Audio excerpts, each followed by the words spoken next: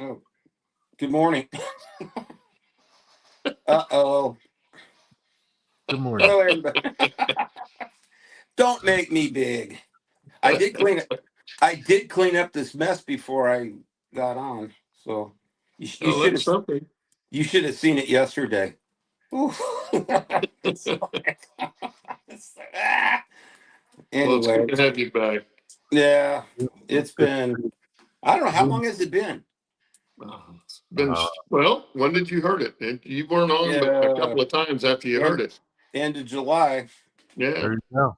It's and been a then I long just yeah. yeah, Not it's quite been 6 months, but almost. yeah, it's been a rough time, but I had surgery 4 weeks ago and just got out of the sling Thursday, and I'm doing physical therapy, so I'm getting some range of motion back, but and still some pain issues, but I'm doing better. I haven't been in a really good mental framework to even come on the show. I haven't been in a real good mood, but yeah, man. Yeah.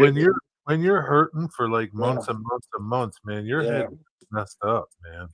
yeah. I See, mean, Jerry, this makes me wonder who's in more pain, Steve or Sheila. oh, Sheila, definitely. Yeah. They Right. take the brunt of it, don't they? They have to put up with us when we're hurting. Well, Uh, and she had to pick up the slack of what I couldn't do because I was laid up, and with the stuff we got doing around here, it's just It's a lot of stuff. it's a lot for one person. Yeah. So I did what I could one handed, but So let yeah, me ask you this though. Like, has that made you reconsider where you're living? no, no, No? we love it, you know. Yeah. So you would still, if it happened Yeah, again, yeah, you would it's pretty. you wouldn't move to a 55 and older community. No, I don't like neighbors. Yeah. yeah, he's got a nice place there, but I can see where it'd be a lot of work to keep Yeah, it cleaned Yeah. up and stuff. Well, yeah. Steve, since you're back, we're going to let you do the rundown on chat. Well, it's Yeah. my pleasure. Let's see if I can do this right. Okay, we got Al Mar. Good morning, Al. Lynn McCurdy, Rob T Man, Stephen at Wig Wag. Good morning, Stephen. John JD. Good morning, Grandpa Rail. Scott Baker, and got our buddy Bernard. We're just talking about you, Floyd Robbins, Steve Train Waybills, and I'm thinking that's Chris Brew, NW Brew. Did you change your name? I'm assuming that's Chris. Good morning, and Dennis is here. He was driving earlier, and now we don't see him. Did I say Floyd Robbins? Good morning, Floyd. Steve Sherrill. Let's see, and we got Mark Pruitt, CB&Q. Good morning, Mark. Ray Bertelson. Good morning, Ray. Scott Baker. Good morning, Scott. Let's see who else. I know we got BM Coleman. Good morning. I don't think I know that one. Let's see who else we got. Did I miss anybody? I'm still scrolling and scrolling and scrolling. It's Uh, hard eh, with all the different changes that yeah, YouTube Paul made. Paul Yeah. Schwanderer. Is that how you say it? Schwanstucker. Schwan. Yeah. Yeah. Sorry, I didn't mean About that. Luker. Yeah, that just popped out. I'm Paul. Messy modeler. Good Uh, morning. I can't take us anywhere, man. Anyway, I think that I don't know if I missed somebody. I'm sorry. that's the Yeah. Yeah, first thing that popped into my head when you were trying to say that. Of course, it was a different yeah. part of the movie, but Val That's Blucher a was a better one. that's a that's a great movie. If nobody's seen it, you gotta see it. That's a classic. What Oh, movie? What movie? Young Frankenstein Young with Gene Wilder. Frankenstein. Oh. Yeah, Oh yeah. Marty Feldman, Yeah, Gene Forrest Gene Wild Leachman, Gene Wilder, Cloris Gary Leachman. Yeah. Gard. Yeah, Oh man, it was a good movie. that's got so many one-liners in it. It's just that's classic. Yeah. Gotta see it. But anyway, it's good to be Anyway, back. yeah, it's good to see everybody. And just so you guys know, I don't. You probably know this. Wegweg's already changed his. I think he has anyway. But you can change your name. You got to go into your YouTube account and change your name back to whatever you want it. don't know why they changed it, but Yeah, they so did. if It you must want have to been. change it, they give you two options: your handle and I guess your channel name. So you got Okay, yeah. to change one of them. Yeah. Oh, good morning, Joyce. Don't forget Joyce, okay? Oh yeah, my mom. Steve's Yeah, mom. Oh yeah. yeah. She Good morning, watches. George. She watches all the replays, even when I wasn't on it. Go I'm figure that sure one out. she'll be thrilled to see you, Steve. Yeah, yeah. You do look Not, good though, Steve. Well, she found out there were other good-looking guys around in the world besides you, Steve. yeah, she told me that you guys do a better job when I'm not on the show.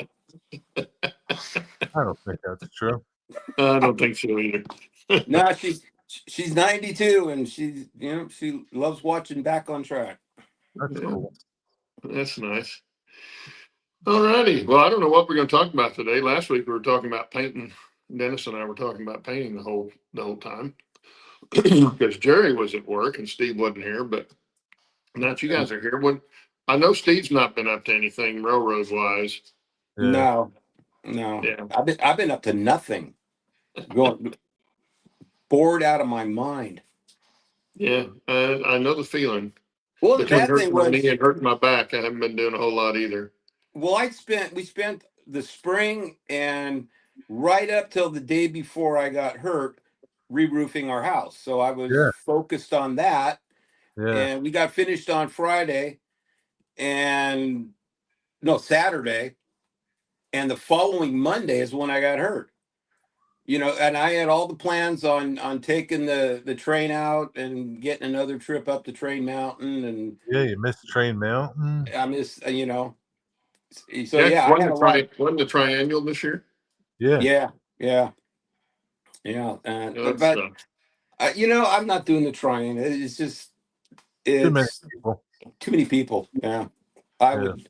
I'd much prefer to go up there just with just a few people, handful of people, or even by myself. It's I just mean, I guess it would be cool to see all the other stuff, but you could just yeah, go up there on your yeah, own for a day yeah, or something and go see stuff, and you don't have to worry about bringing your stuff. right. That's it. If I went to the Triennial, I wouldn't take anything. It's Yeah. be a pain in the butt. Yeah, it's Uh, hard to I guess anytime you do something like that, if you're a if you're, you know, bringing your stuff, it's hard to see other stuff, you wanna mhm. look around and you can't because you got your stuff that you gotta deal with. Sometimes it's just it's the same thing with, like, when, you go to a train show and people say, "Are you gonna go live?" Well, you can't enjoy the train show when Yeah. you're sitting there videoing, it's like it's like you kinda lose, like you lose the moment that you're in when you need to take Mhm. pictures or video.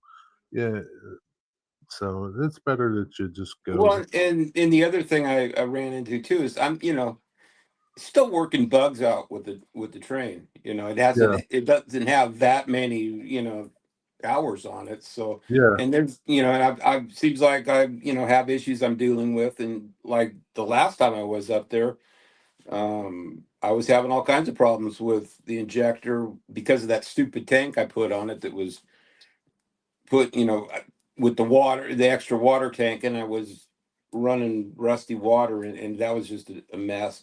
So you know you want it really pretty much 100% reliable when you're going up there with 300 or 400 trains running around. yeah, you don't And wanna be broke down. Yeah. yeah, I mean, there's always somebody that's going to fix it, Yeah, help you but fix it, so that's the advantage. that's the other good thing about bringing it to something like that. Hmm. You got all these people that are willing to help you Oh, and absolutely. Yeah. figure things out, Like, they'll stop doing what they're doing and come and help you, Oh, and, like, absolutely. Yeah. you got Yeah. all these And these so, like-minded people that know what they're doing, and, mhm. not that you don't know what you're doing, but, Oh, you and in know a triennial, there's I guarantee you, whatever Yeah, problem somebody has, there's somebody there that knows how to fix it or is willing to sure. fix it. Yeah, yeah. And they've got Yeah. Oh yeah, I would imagine. It and was with the their same. It was the same way when I'd go to a fly-in with the RC airplanes and stuff. didn't matter unless you rekitted your airplane into a bunch of pieces. There was always somebody that knew how to fix it or could fix it right there on the spot. Had the tool you Right. needed, Or the part, you know, extra extra parts. parts, Yeah. stuff like that. Because usually you weren't anywhere near a hobby shop where you could go get Right. some. Well, I think, So there was always somebody willing when you were, especially at a big event. well, Claude, when you were up there and I had the, you know, when I was working the bugs out with the throttle valve, and I think you were up there when the guy with the Sweet Creek 3.5 inch scale that was next to mine, Yeah. and he actually said, "Hey, I've got a couple of valves up at the house, you know, that are the right size. You know, if you want them, you can have them. You know." And I don't remember if that was when you were there or not. Yeah, he was next to you and you were trying to get it fired up. It was the Yeah, first time I think you'd had it up there. it is. Yeah. And because I got video of you trying to back it up Hmm. before it burned up. Yeah. Before the valve burned up. We, But it didn't take very long either. yeah, because there was quite a bit of oil or something on the rails. Right. And when you Yeah. tried to back up, all she did was spin right there. But Well, that's pretty normal there anyway. But with yeah, the throttle valve being in the smoke box, and I was frying those, and that was a huge bug to work out. And it was really sad that I didn't get it fixed while you were there, so we could, you know, go running around. But but we still got to take, one of the other yeah, guys took us around there again. Somebody yeah. else stepped up and was willing Hmm. to take us for a ride. And There's almost always somebody up there that's willing to give somebody a ride. yeah, had a great time. That was a really cool place, and it was nice that it wasn't full of people that day Yeah, yeah. because You we could got to enjoy it that visit. way. Steve was there. Steve Steve uh, Anderson. Anderson was there, He and had a Chuck was there with his friend. friend. Yeah. Yeah, and who else was there? Somebody else was there. Me and you. Was it just the Bre- four of us, and then yeah, I Chuck's think friend? yeah, and Brenda. But you know, Well, we went to dinner that night. Yeah, yeah, we had a great time. Yeah, down there had in a lot Klamath of fun. Falls. Brenda even had fun, which shocked me, but Yeah, hanging out with yeah, five guys. But she even had a good time. yeah, Um, so yeah. You yeah, know, actually, that reminded me because I got a phone call from Pappy. Uh, I think it was Oh, yeah, yeah. He was just we. up there a Yeah, couple yeah. months He was ago. Yeah, actually on the side of the road at the Ketty Y when he called me. yeah, And when he shot that video after he talked to me, and he was wanting which way to go to get to Train Mountain and if I could make it over there. But um, you know, with the arm and stuff, I just yeah, getting over there just wasn't going to happen, which is really too bad. yeah. But I told him what to do. Go, you know, I think he went there on a Saturday, and I told him that, you know, there's always somebody there on a Yeah, weekend. he got the ride. You know, Yeah, and they'll give you a ride, and he had a good time, yeah, and yeah. and Well, because the train guys are just like the airplane guys were. yeah. I mean, You start asking questions about their yeah, hobby, and mhm, they're gonna just open up and tell you anything and everything.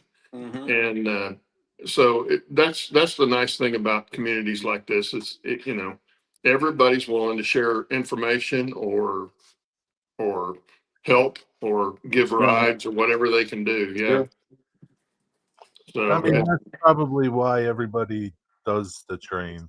The full size trains that you can ride is to mhm. ride people around. I mean, you know, yeah.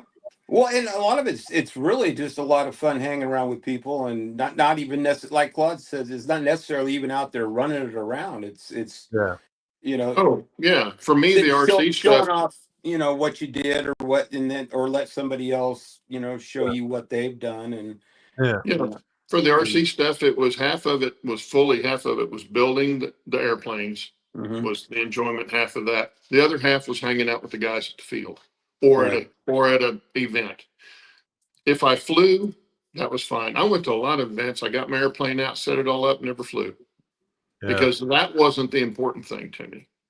And there was usually so many others flying that I just didn't even bother to go stand in line. Didn't want to stand in line to fly. So, yeah. um, I just watch everybody else and walk up down the line and look at everybody else's stuff, just like you would do at Train Mountain during Triennial.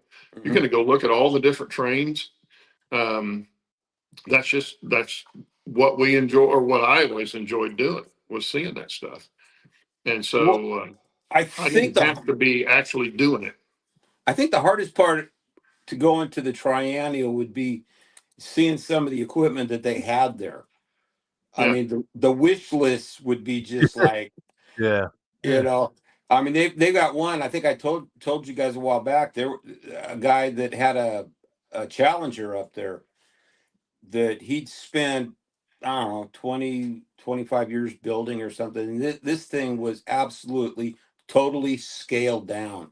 I mean, it was a masterpiece, and There's he a sold it. Yeah, there was a guy in I think Yeah. he was from Wisconsin somewhere, that he never built an airplane, somebody told me, that had less than a 20-foot wingspan. And these weren't World War I planes like I was doing, which would be much easier to deal with. He was doing stuff like he had a Constellation that had a 26-foot wingspan.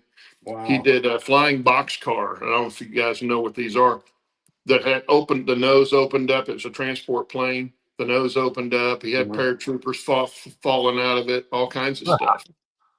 And these things were huge. So to see those airplanes that big, it's almost like you were at an air museum somewhere, Yeah.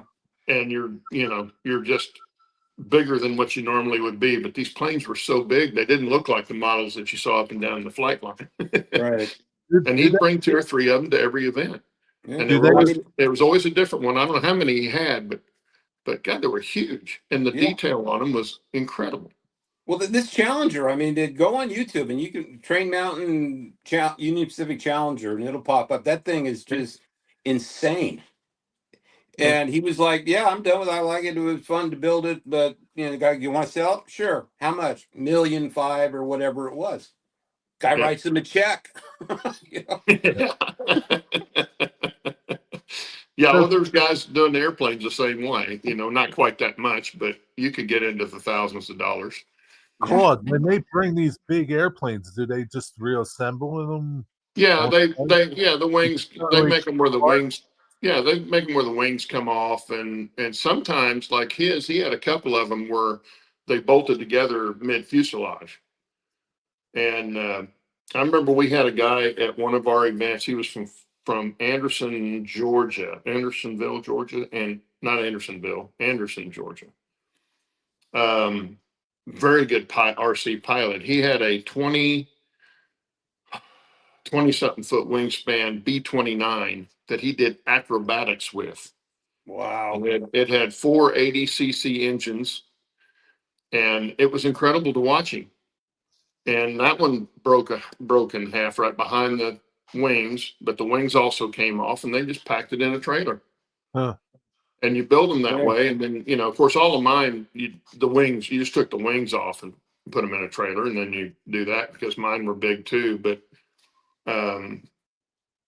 yeah, the small ones you don't have to take apart, but the big ones, and almost all of them, the wings would come off. You Mhm. can take the wings off, so now you've got a long, skinny wing and a fuselage. And Right. you can get them in a car if it was an 80-inch wing, you could get it in a car, in a decent sized car, an SUV or something. When Yeah. you get these small scaled down engines on them with the props, that they almost sound like the real thing. Oh You yeah, know, yeah. There's little one radio company. engines. Yeah. Yeah, not to get off on the RC stuff, but there was a company here. No, it's been several years ago now.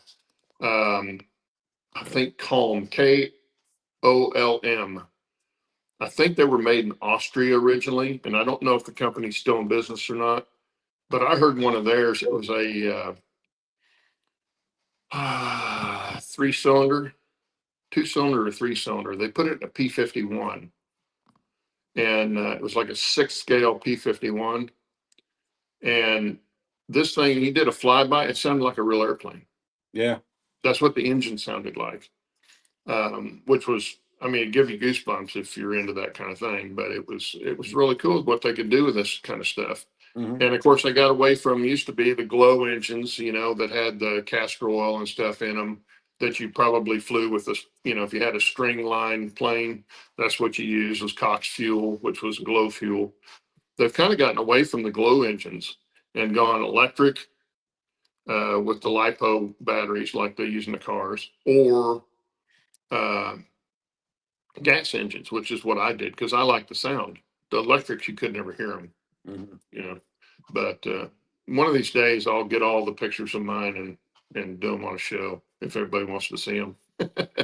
Yeah. I think I've got pictures of all of them, and I can show you pictures of them. But yeah, it was a lot of fun. But there again, it was the building them and putting it together. And I do the same thing with the railroad. To me, building it is more fun than operating. Now that's just me, but that's the nice thing about the hobby. Again, there are so many different things in the hobby that there's got to be something in there that you like doing, whether it's scenery or wiring or track work or painting or building models or operating, whatever it is. There's all kinds of stuff. JD has a good question for you, Claude. This one here, Yep. anything you brought over to model railroading from RC planes?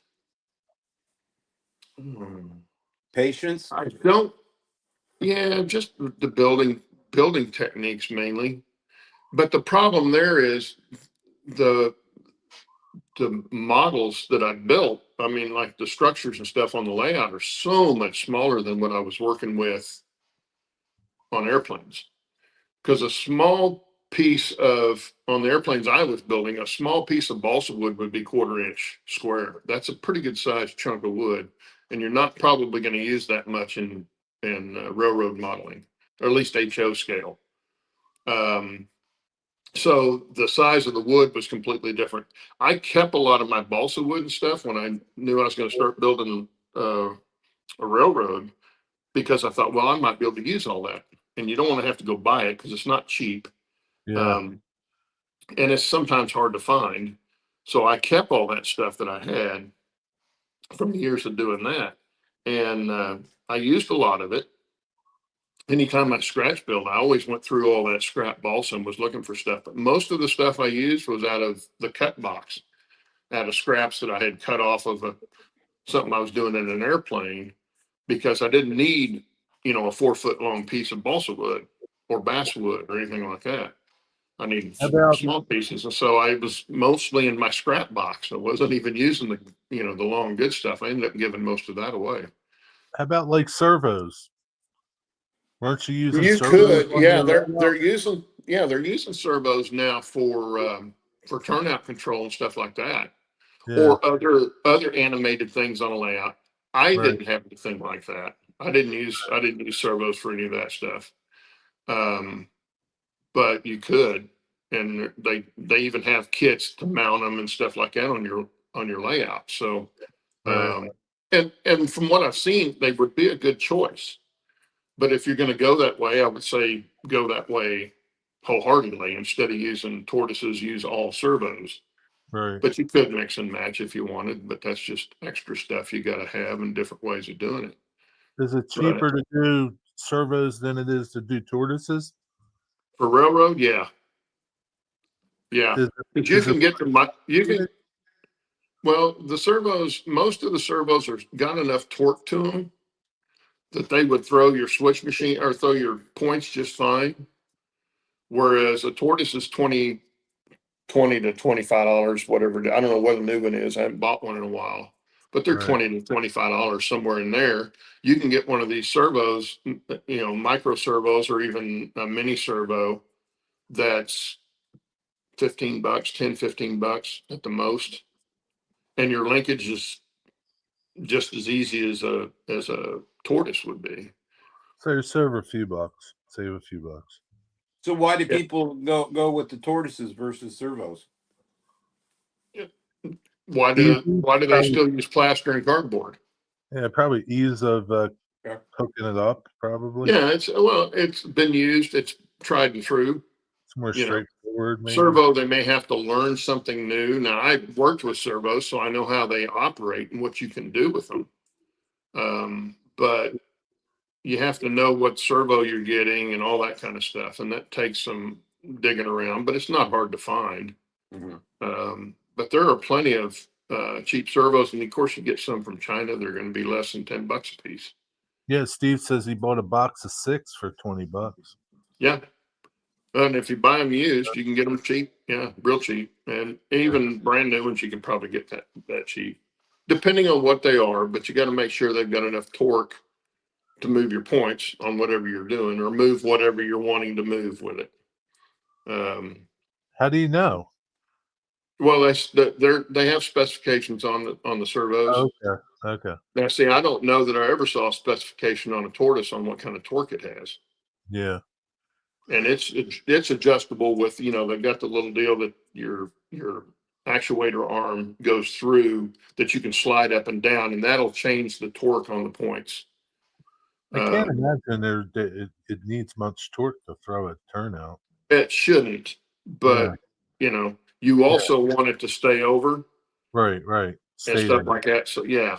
And so I know when I was doing airplanes, you didn't want to have a servo that you had that was over, but it wasn't all the way over, because then if you had it moved, it was wanting to keep going until they got to the end of the throw.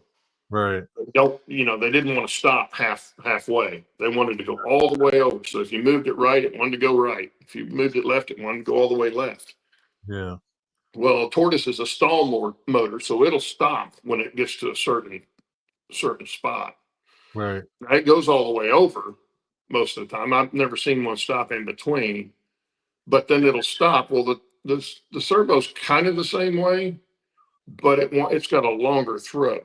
Can you put? There are ways of making it shorter than that, but do they put a spring in it so that the spring pressure? You could. There's different ways of doing it. I never did it on the railroad, so I don't know for sure. Yeah, I thought you used some servos on your layout. No, I didn't.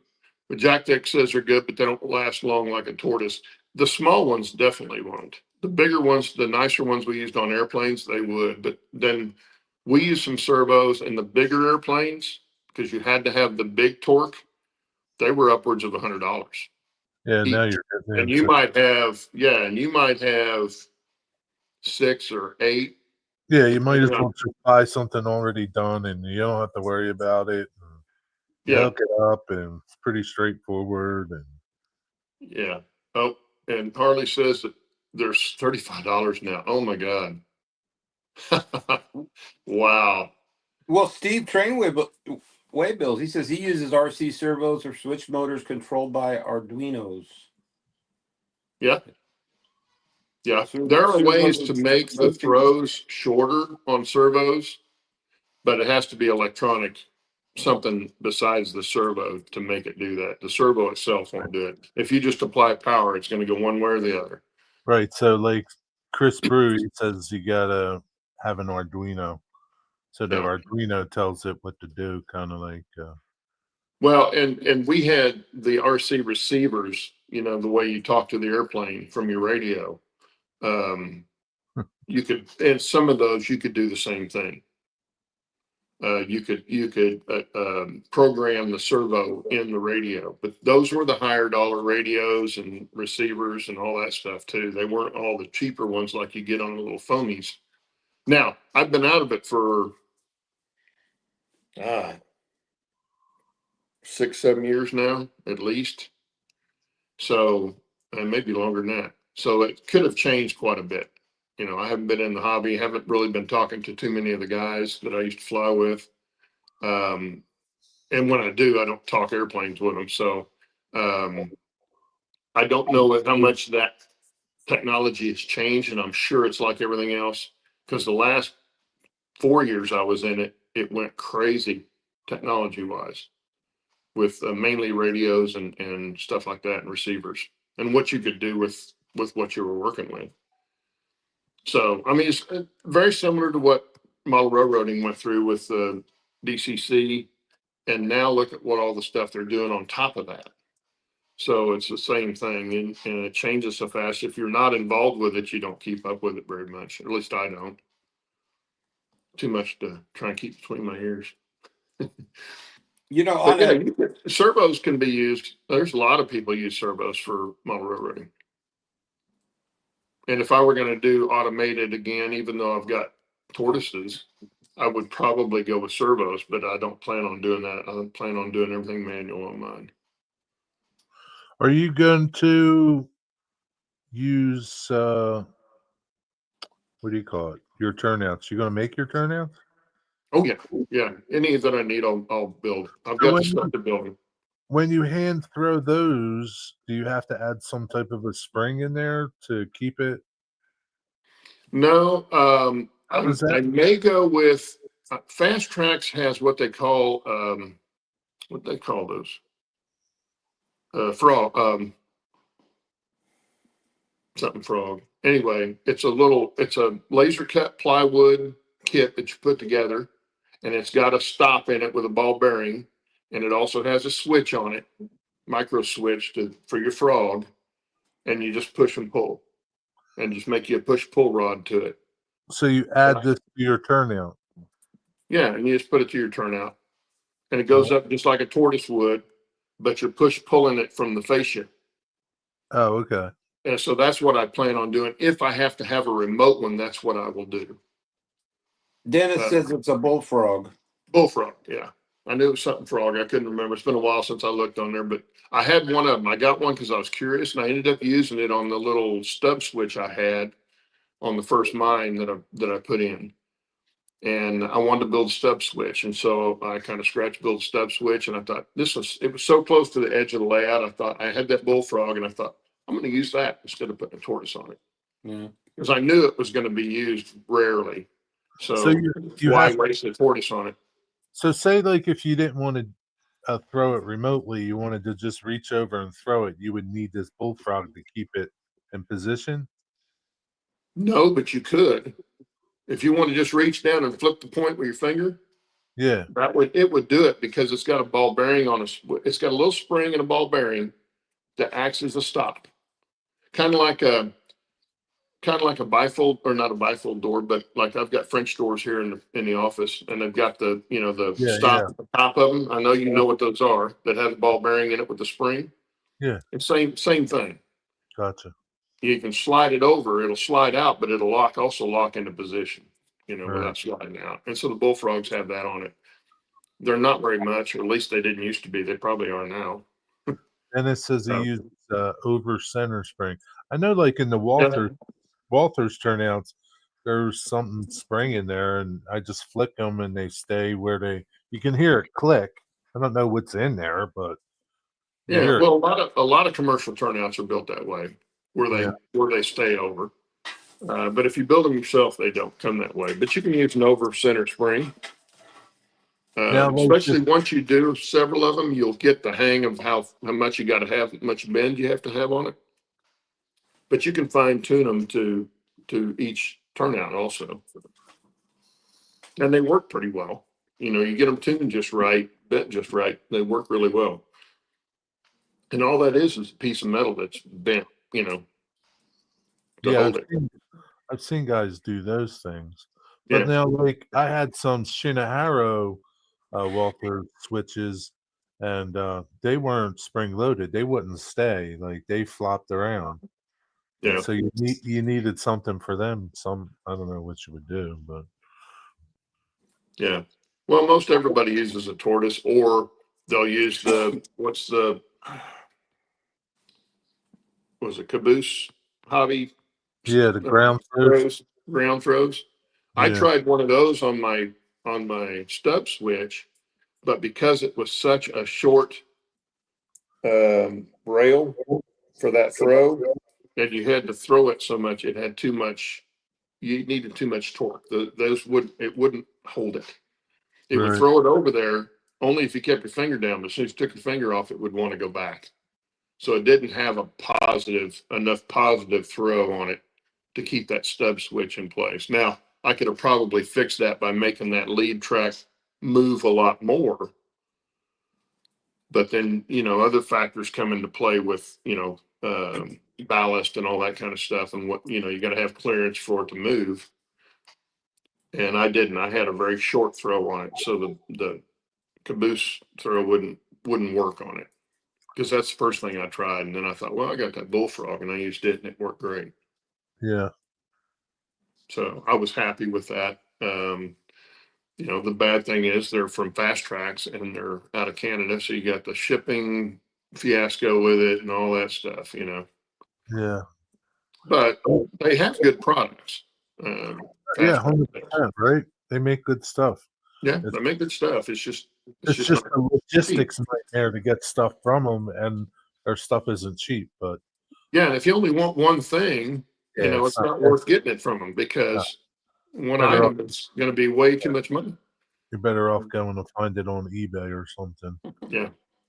But I haven't, it's been 2 years since I've been on the web looking for stuff Yeah. like that. So I don't know what's out there right now. There may be something else out there, and I haven't done a deep dive because I haven't been You didn't buying need it. anything like that. I was working on the layout and putting stuff. I already had everything I needed, so I was just building. So when you're not there again, when you're not doing it all the time, you don't think about it and you don't know what's out there. Yeah. But that's an easy fix. Just get on the internet and look. Yeah. Plenty of You stuff might be able out to find something. Yeah.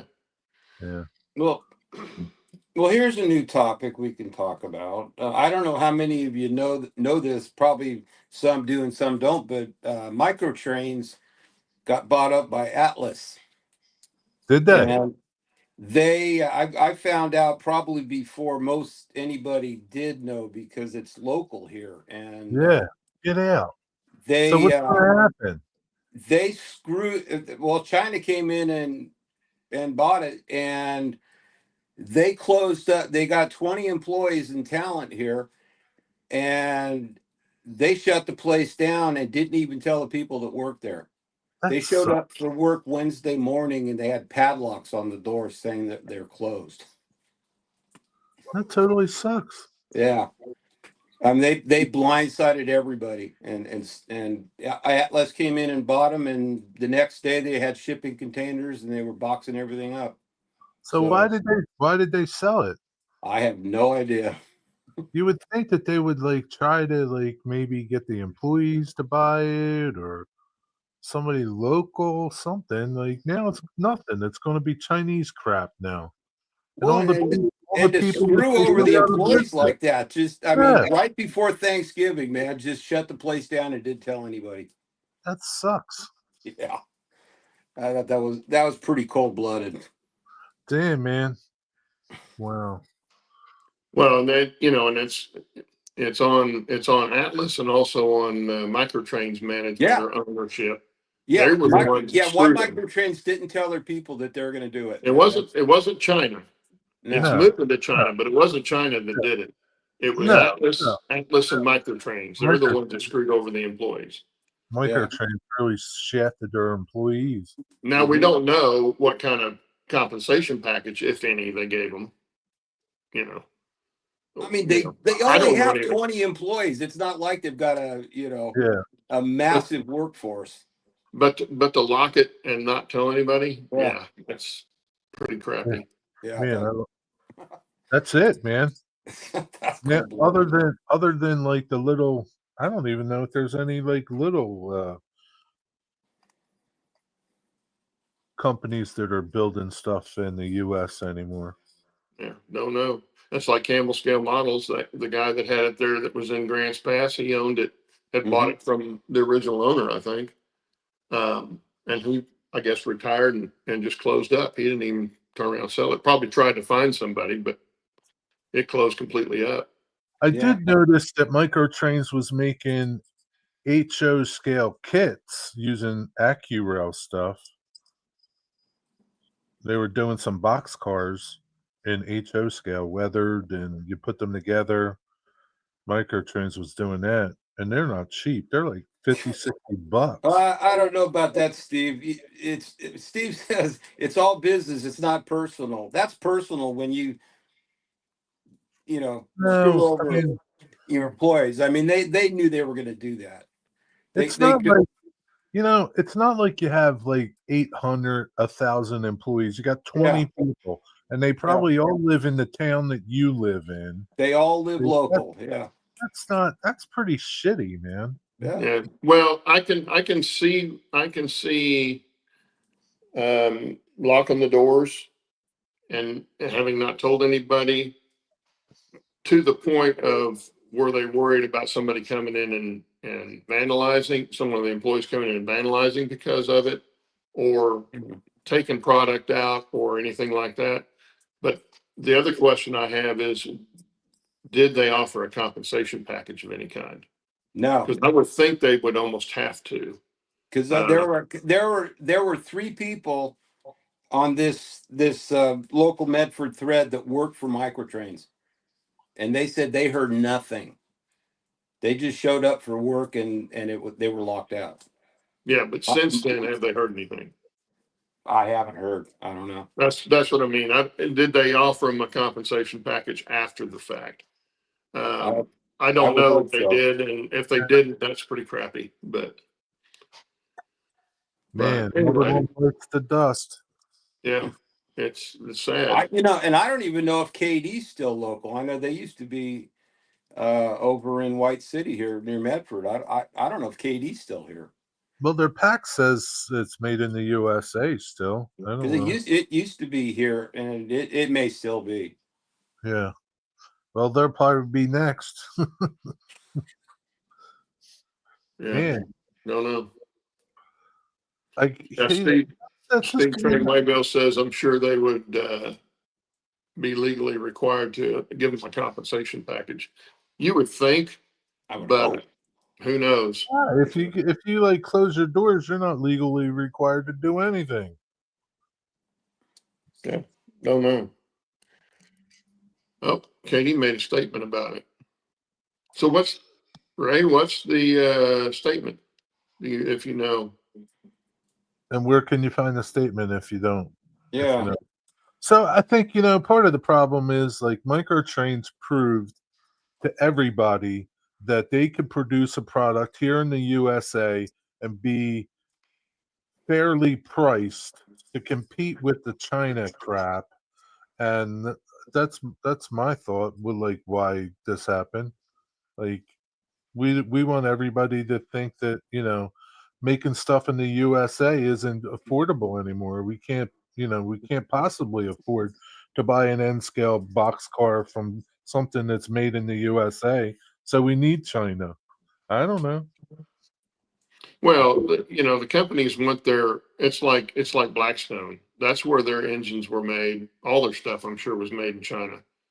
Well, then they had a dispute with the manufacturer of their locomotives and stuff, and they were trying to find another one over there. And the reason they were doing that, if they tried to build that here, those engines would be $1,500, $2,000, and nobody's going to buy those, or very few people would buy them. So, I understand why they're going to China. I don't. Can you prove it to me that that's what's going to happen? Like, is it going to be so unaffordable? Because I go back to microtrains. They were no less expensive or more money than an Atlas, an Athearn, or anybody else's N scale products. They were no more expensive. Yeah, well, I agree, but why would they sell then if the company was doing okay? I don't know. Maybe they don't want to do it anymore. Who knows? I don't know. Well, like Yeah, Ray, well, Ray I said, don't either. But is that part of the equation? Were Yeah. well, they Ray didn't No, I or probably they weren't totally making any understand. money on it? Ray I probably totally said it. understand. Okay. Steve probably hit it on the head when he said they made them an offer they couldn't refuse. That's probably what they did. Atlas So made Well, microchips. Yeah, yeah, probably. I mean, Yeah, I mean, maybe. Well, and if they were wanting, the owners were wanting to retire, yeah. I mean, I can't they see found a the buyer, and you there know you go. microtrains. Only reason why I bought microtrain stuff was because it was made in the USA. It was okay in detail. It was nice. They did nice weathering, nice things, but it wasn't like Atlas detail. Like it wasn't like you know it wasn't super detailed stuff. The stuff that I have from Micro Trains, but that's why I supported them because they were made in the USA. You know, so I don't know. Maybe I can't.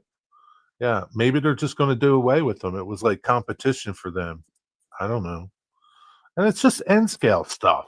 Like Well, it's Z scale too. They made Z scale stuff at Microtrains. Yeah. Yeah. Greed is a horrible thing, but yeah, I mean, and they're entitled. The people that own Microtrains are entitled to make Well, and money, right? Ray Ron said the owners wanted to retire, so that's true. Then, I mean, Yeah, you do that, you get a good offer. Yeah. It was kind of like the same thing with microengineering, right? Microengineering got bought out by somebody because they wanted to retire and nobody wanted to buy them. Well, now see, but then that boils back down to it. If they wanted to retire and they knew they were going to do it, don't F over the employees. Yeah, they should have yeah, said. well, see, now is Atlas actually an American company? Yeah, they're from Hillside, New Jersey. Okay, if they're still owned by them, then they're still a U.S. company, even though they're manufacturing in China. Yeah, they can't put "Made in the USA" on it. Well, no. Yeah. No, but but they're still an American company. Yeah. They're just processing there, or production is just over there. It's like everything else. Scale Trains is an American company, but they make them in China. Right? I mean, Blackstone was the same way. Yeah, they're all made in China. Yeah, but I bought stuff from Blackstone because they were the only ones producing what I wanted. Yeah. So it's either do that or do without, or build your own, which is not feasible for me. But with all the tariffs, right? You would think that things coming into China now are what they all claimed, that if something was made in the USA, it would be too expensive. So now it's made in China and it's too expensive. It all depends. There's so much goes on with that. People want to throw that out as a blanket statement, and it doesn't apply to everything, and not everything the same way. Yeah. So you can't just say that and say, oh, well, it should have evened everything up. Well, it's definitely not going to do that. Yeah. Or they wouldn't be shipping it anymore. That kind of thing. So, I don't know. It's an unfortunate thing that they did what they did to the employees here. But there again, we don't know if they offered them any kind of compensation or anything like that. Not that makes up for it. I'm not saying that makes up for it, but at least they should have done that. And don't know if they did or not.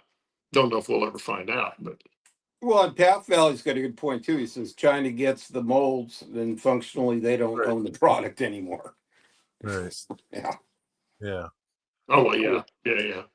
Yeah. No, I realize that Scale Trains is is American company, and it doesn't say "Made in the USA" on the box. I didn't say that. Microtrains says "Made in the USA" on the box. KD couplers say "Made in the USA." Yeah, I mean, just because they're an American company and they have things manufactured in China, they can't put "Made in the USA" on it. Yeah. Well, Yeah. don't know, but yeah, it's just the reality of the hobby and everything. Nothing's made in America anymore, and it's kind of sad. And it's something that we should get back to. That's my opinion.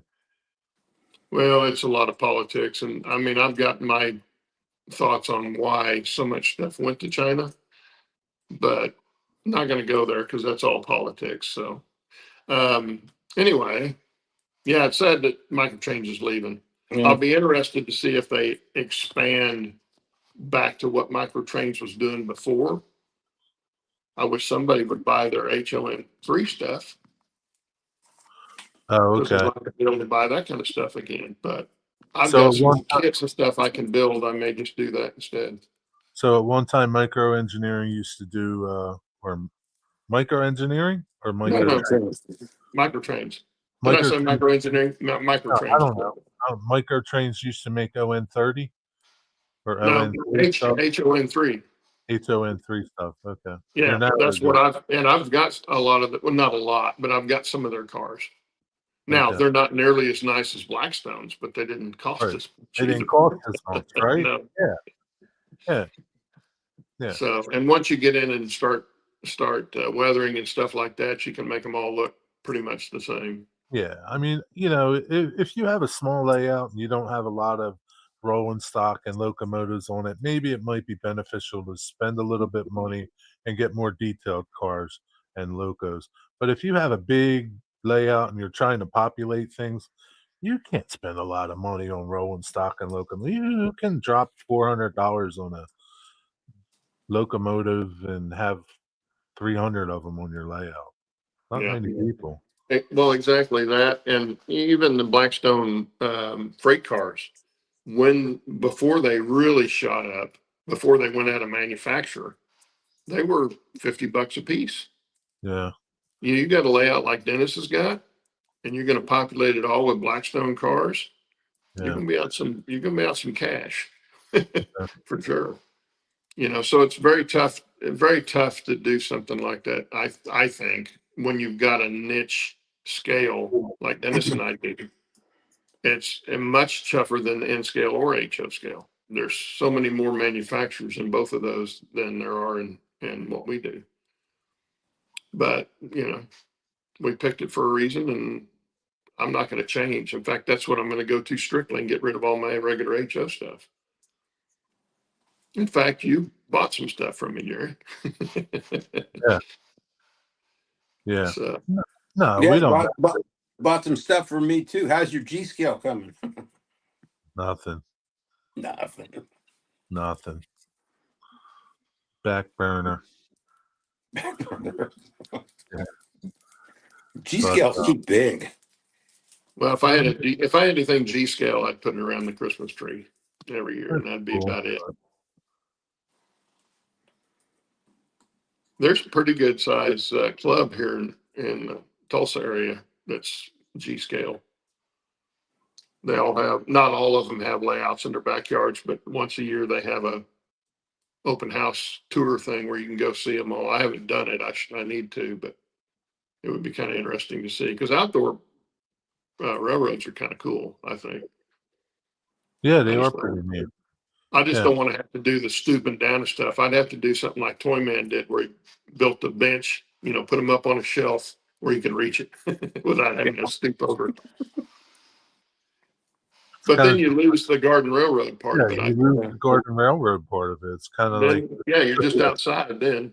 Just a big layout, kind of like, just because you need room, you're outside. Well, the nice thing about G scale Garden Railroads, you don't have to wire it. You just dead rail.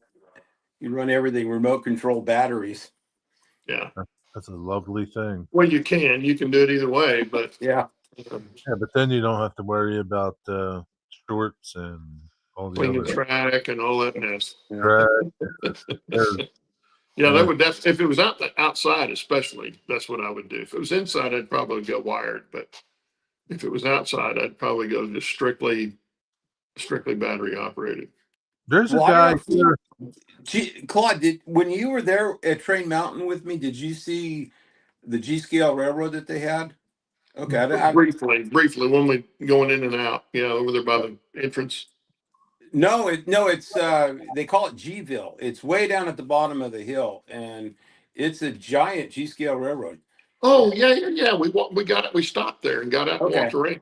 Yeah. They weren't running it, but see, that's not wired either. The guys go down there with their remote control equipment, and they run all over the place. Yeah, it's all dead rail. All dead rail. Do they walk around? Like walk around with it? Follow it? Oh, they had a path all the way around it, or all the way through the layout. Yes, it's probably an acre or maybe even more. I don't know. It was pretty good size. Holy crap! Yeah, on one side they had, what was the town? What was the name of that? Lilyville. Lilyville was on the other side. It was a little bit bigger. It wasn't G scale, was it? No, I don't know what scale that is. I think that's. It was kind of in between the 7.5 inch scale and the G scale, and it was something in the middle. But they had a whole little town built on one side, and then on the other side they had the G scale track layout. that's Lilyville. Yeah, and I don't know what scale that is. It's just a bunch of scale buildings, you know. Yeah. Yeah, stuff they set out there. They Well, we don't got 5 minutes left, guys. Do they have an HO layout over there too? No. Inside? No. Nothing else. Just those No. two scales. Yeah, pretty much. No, it's if you're ever over there in that area, stop by there, especially on a Saturday or Sunday. I would imagine both would be populated pretty good. Oh, it's And a just sit bucket there and list. watch. Yeah, Or it's go a for a bucket ride. list thing. I still think we ought to do a meet and greet there sometime. I think that would be cool. If Yeah, that anybody would be wants to fun. travel to the West Coast. I might have to make another road trip. You definitely have to. Yeah. Summertime would be the best time to do it, right? Yes. Yes. Definitely. Yeah, you'd want to go in summertime. Yeah. But yeah, it's beautiful over there. As long as they're not having fires. Yeah. Have you- And they get plenty of Brenda snow. and I were lucky when we were there. They weren't having any fires when we were there, so it was really nice. Yeah. We did luck out when you were here. But Did you they get do any get a lot of snow snow yet? there. Have you gotten snow yet, Steve, where you are? No. No. Okay. Not yet. But there's other things to see around there. Crater Lake's only like 20 minutes, 30 minutes north of there. Oh, sure. And Grants Pass is only 2 hours west of there. 2 hours, yeah. And if you go to Grants Pass, you got to do the jet boats. Mm-hmm. When Steve told me he was going to take us on it, I thought, okay. It was a lot of fun. It was a lot of fun. It's a lot of fun. It's crazy. Yeah. It is. And it's beautiful, beautiful country up there. Yeah. I really enjoyed that trip. Yeah, Grants Pass is nice. I mean, we're 2 hours from the coast, 2 hours from Train Mountain, you know, so good place. Yeah. It's nice area. Well, it's just beautiful. The scenery around there is just gorgeous. Yeah, when it's not It's burning. really thick forest, much more so than Colorado. Colorado's are, thinner. I never thought of it that way until I got to Oregon, and Oregon's more like Alaska as far as the thickness of the forest. It's real pretty when it's not on fire. Yeah. That's true. Every place is like that. Yeah. But, well, we got 2 minutes left. In the meantime, Claude, you haven't done anything on your layout, right? No, I threw my back out last Sunday, and I got my knee fixed, got my knee going good, and then threw my back out Sunday bowling. And I've been taking it easy this week because I took 3 trips to the chiropractor, but he finally got it to where it's halfway decent, and I'm kind of taking it easy. And I'm sure they're going to want me to bowl tomorrow night, so we'll see what happens there. But why we have a chance next week is Thanksgiving, so we're not going to have a show next week. Right. So everybody have a good Thanksgiving. Yeah. Do your things with the relatives or not. Because everybody has family. Eat lots of turkey. Maybe you could bowl no like chicken. little kids.